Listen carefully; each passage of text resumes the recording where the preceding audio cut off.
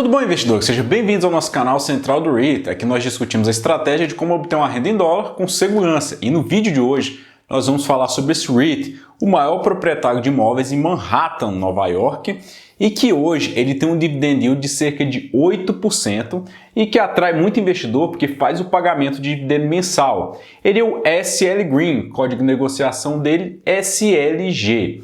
Por que muito investidor é atraído por esse REIT? Porque ele é um gigante dentro de Nova York, um dos REITs mais antigos que a gente conhece ali de escritórios nos Estados Unidos e é lógico que tem uma posição muito nobre ali no coração do mercado financeiro nova-iorquino. E o que mais atrai o investidor, na verdade, eu acredito que é dois fatores. O primeiro, que é dividendo mensal, que ao meu ver é um tanto irrelevante nos REITs, tá? Porque a frequência com que o REIT vai pagar dividendo para você não influi muito se o REIT é mais seguro, se ele vai rentabilizar melhor, o que influi é só que vai pagar dividendo com a frequência maior do que aqueles REITs que fazem pagamentos de dividendos trimestrais. Como você pode ver no gráfico que está aparecendo na sua tela, o SL Green ele tem apresentado ali um dividend yield muito elevado, né? Na casa de 4%, 5%, mais que ultimamente ali já chegou nos 8%. E muito investidor chega nos Estados Unidos e olha isso pensando que bacana, hein? 8% em dólar.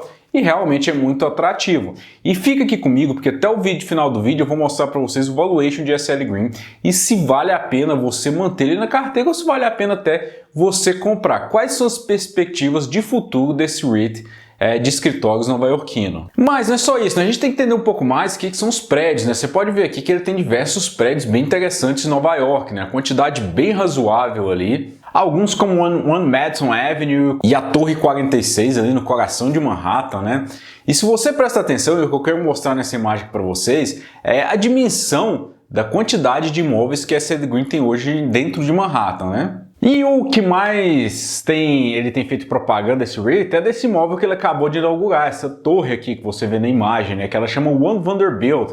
Ela fica muito próxima, inclusive, ao Empire State Building. Um dos propósitos deles era construir um rooftop, que seria aquela observatório que tem no último andar do prédio, para competir diretamente ali com o Empire State Building, que eles ficam bem ali no coração de Manhattan. Mas vamos dar uma dimensão aqui da quantidade de imóveis que a SL Green tem.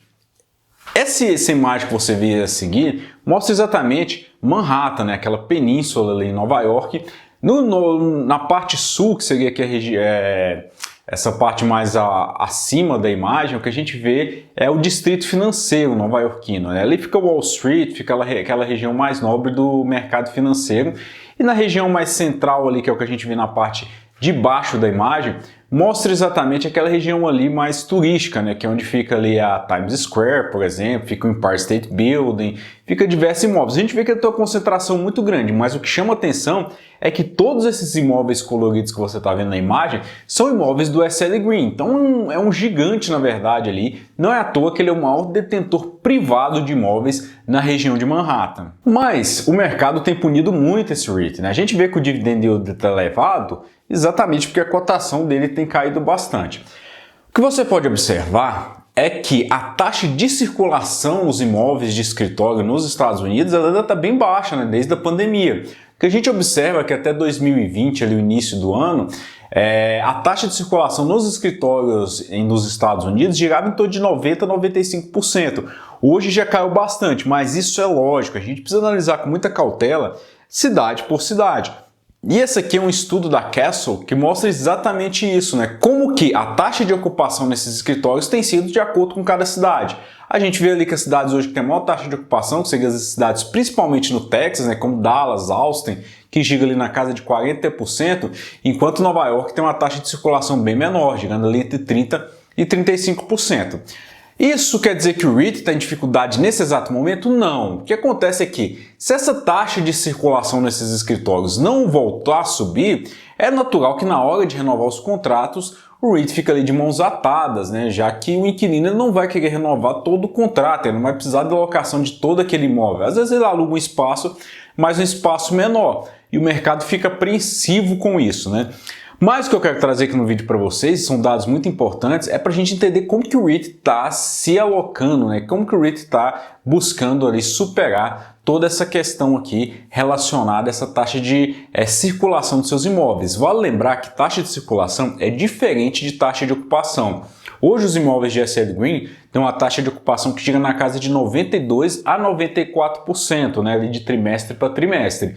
Isso quer dizer que quase todos os seus imóveis estão alugados, mas nem todos eles estão ali efetivamente sendo usados por seus inquilinos, né? E o REIT tenta fazer aquele marketing dele, né? A gente vê que a taxa de circulação do turismo em Nova York já subiu bastante, né, desde a pandemia, caiu muito, mas SL Green é um REIT muito dependente do turismo. A gente tem que analisar o perfil de inquilino deles e como eles vêm alterando isso ao longo do tempo aqui, né?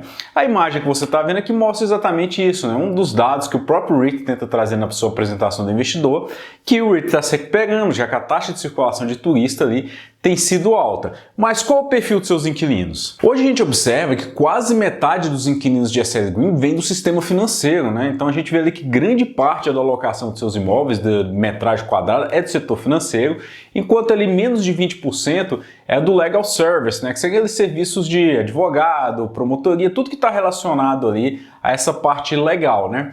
E isso é importante, já que o REIT ele vem definindo o seu guidance, sua orientação de crescimento para inquilinos também. Hoje eles tentam se expor menos ao mercado financeiro, né, já que Nova York é o coração ali do sistema financeiro mundial, mas eles vêm tentando se expor cada vez menos a esse modelo de negócio muito dependente do mercado financeiro, já que o próprio mercado financeiro tende a manter aquelas pessoas ali que trabalham principalmente em back-office, né, que não necessita estar ali no dia a dia atendendo um cliente, manter essas pessoas em casa, né, o famoso home office. E isso é algo que tem despertado muita atenção. Mas quando a gente analisa que o perfil de inquilinos e como ele tem evoluído ao longo do tempo, a gente observa claramente que a SL Green até 2008 era um REIT muito dependente, quase todos os seus imóveis eram alugados para inquilinos que trabalhavam diretamente com o sistema financeiro. Hoje eles já têm uma exposição bem maior, né, que chega ali nos 20%. O intuito deles é nos próximos 8 anos chegar a mais de metade dos seus inquilinos ali do mercado ali, que seria do mercado legal, né, ou serviços ali, né, voltado para a área de quem trabalha com direito, advogado, enfim. E por que essa orientação de crescimento voltada para determinados inquilinos ela é importante também para o REIT, né? De novo, trazendo o estudo da Castle aqui, ele mostra exatamente isso, né? Que hoje, apesar da taxa de circulação nos imóveis, a média em Nova York, quando a gente fala em média, é média geral, está ali em torno de 30% a 35%, o que a gente vê é que isso depende muito da área de atuação dos seus inquilinos. Na área de legal service, o que a gente observa é que a taxa de circulação dentro dos Estados Unidos hoje gira na casa de 78%. Isso mesmo, é muito alta, né? Comparado ali com Nova York, que ainda está com 68%. Isso mostra aqui para nós que, apesar do home office ter sido algo que veio para mudar o estilo de trabalho nos Estados Unidos, isso depende de setor para setor. É lógico, setor de serviço, como academia, manicure, cabeleireiro, isso não tem como, né? É difícil a gente imaginar um home office desse modelo de serviço.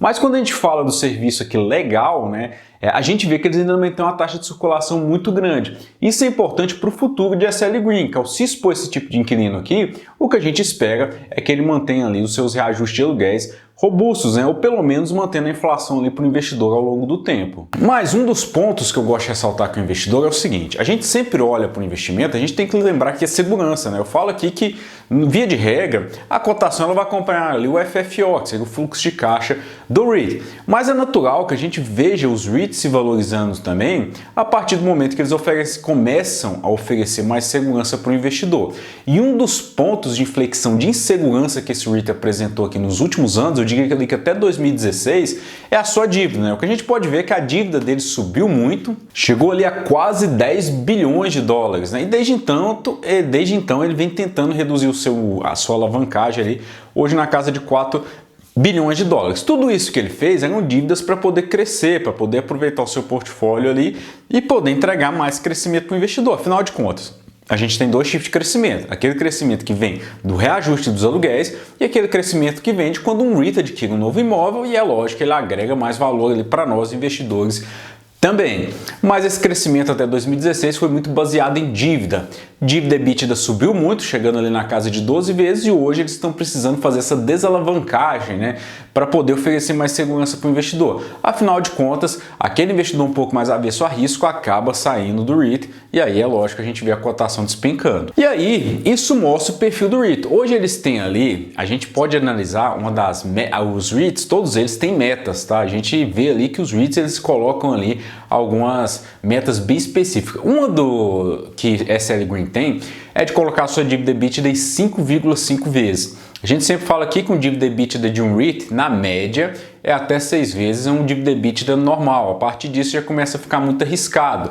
Ele já teve um dívida EBITDA ali muito superior a isso. Hoje ele ainda tem um dívida EBITDA mais alto e eles precisam fazer essa desalavancagem aqui, ou se desendividar, né? E isso o REIT tem feito a lição de casa, que é diminuir a sua dívida, como a gente pode ver no gráfico que você está vendo na imagem. E essa imagem mostra muito bem o que eu quero dizer para vocês, né? Quando a gente olha a dívida de um REIT, principalmente a gente aqui na central do REIT, a gente não olha só a dívida baseada no dívida EBITDA, no indicador, isso, aquilo, né? A gente tem que olhar a dívida como um todo, né? Toda a estrutura dela. Nessa imagem que você pode ver, né, esse gráfico de barras aí, ele mostra as dívidas que estão vencendo ano a ano. A gente pode ver que em 2022 ele tem 1,3 bilhões de dívidas a vencer. E olha bem, nos últimos 6 meses, o REIT ele arrecadou 369 milhões de dólares em receita.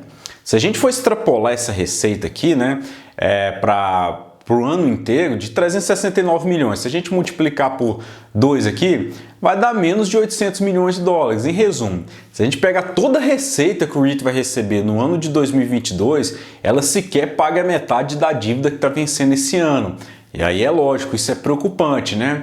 Mas o REIT ele não tem só que pagar a dívida, ele pode rolar essa dívida, mas rolar a dívida nesse exato momento, com a taxa de juros nos Estados Unidos explodindo, a gente vê que não é uma receita muito bacana também para o REIT, né? Ele precisa adotar outra estratégia. Qual é a estratégia que a SL Green tem adotado? Vender imóveis.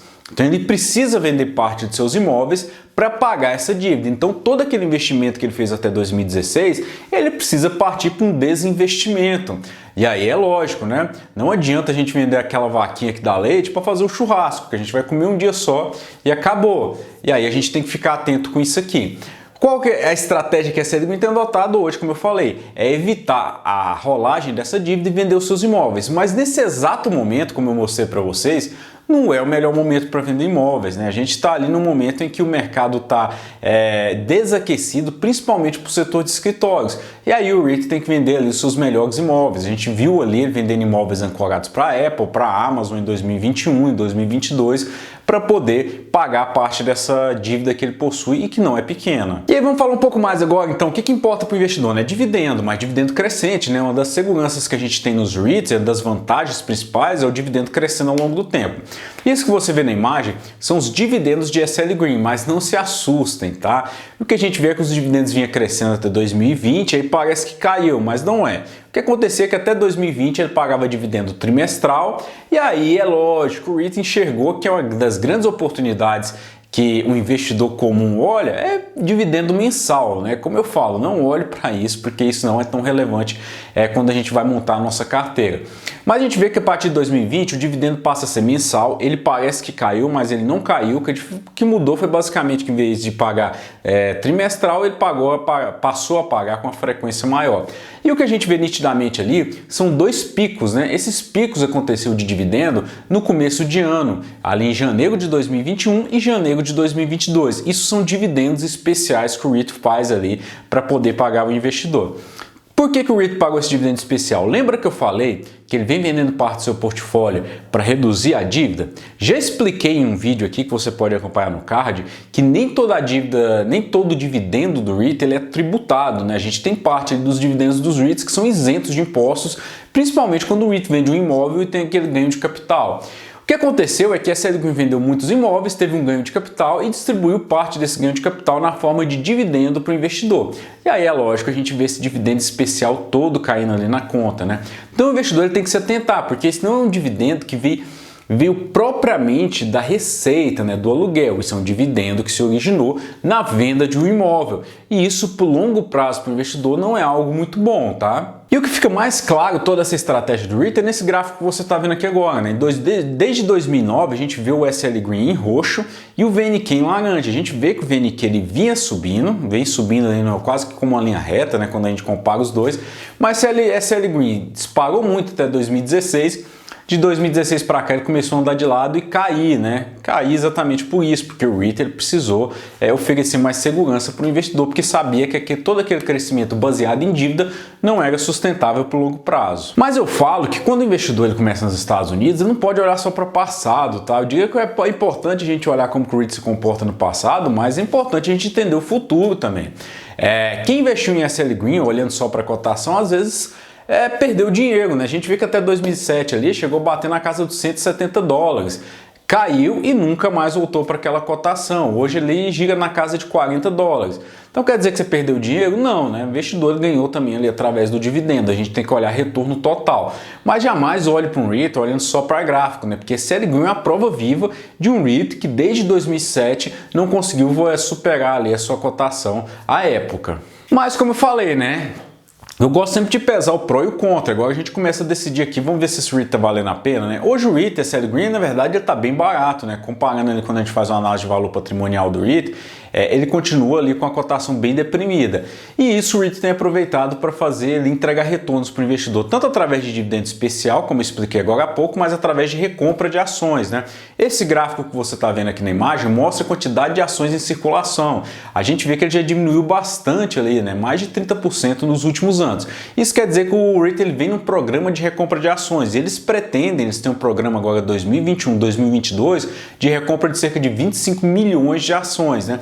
Isso é lógico, porque toda a sua cotação está deprimida, vale a pena para o REIT fazer essa recompra de ações. Então a venda de seus imóveis tem servido para 3 fatores principais: reduzir dívida, quando reduz dívida oferece segurança para o investidor. Segundo ponto principal aqui, né? Pagar dividendo especial, que eu acho que o investidor não pode ficar muito contente com isso, a gente tem que olhar até com cautela, mas um ponto muito importante que ao meu ver é positivo para o REIT, é recompra de ações, né? Esse programa aqui de recompra de ações tem permitido com que o REIT ele acaba diminuindo ali a quantidade de gente que tem, né? Então, quanto menos gente comendo do bolo, maior a fatia do bolo ali para quem ainda está almoçando, né? Mas agora vamos entender aqui como está o valuation do REIT, né? O que você está vendo aqui, na linha em amarela, é o NAV, que é o Net Asset Value, que seria o valor patrimonial do REIT. E o que a gente vê na linha de baixo ali em azul, seria o preço, a cotação, né? Isso nos últimos 3 anos.